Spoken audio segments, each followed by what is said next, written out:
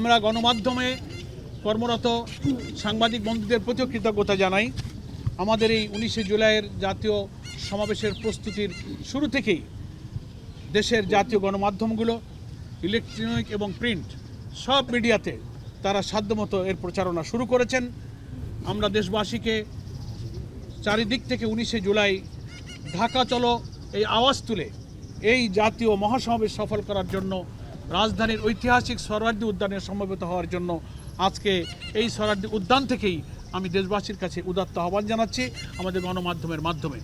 আশা করি সময়ে সময়ে আমাদের এই কর্মসূচি এগিয়ে নিয়ে যাওয়ার জন্য দেশবাসীর কাছে আমাদের এই জনসভার যে মূল উদ্দেশ্য একটি অবাধ নিরপেক্ষ গ্রহণযোগ্য নির্বাচনের উদ্দেশ্যে লেভেল প্লেইং ফিল্ড, নির্বাচনের পূর্বে প্রয়োজনীয় সংস্কার শেষ করা, মানবতা বিরোধী অপরাধে অভিযুক্তদের বিচারকে দৃশ্যমান করা, পিআর পদ্ধতিতে আমাদের জাতীয় নির্বাচনের যে দাবি উঠেছে সর্বমহল থেকে সেটা মেনে নেওয়া, জুলাই অভ্যুত্থানকে নিয়ে যে জুলাই ডিক্লারেশন, যে জুলাই সনদ সেটা ঘোষণা এবং বাস্তবায়নের জন্য আমরা জুলাই বিপ্লবের প্রথম বার্ষিকী এই জুলাই মাসের মধ্যেই সেটা সরকারকে বাস্তবায়ন এবং ঘোষণার দাবি করেছি।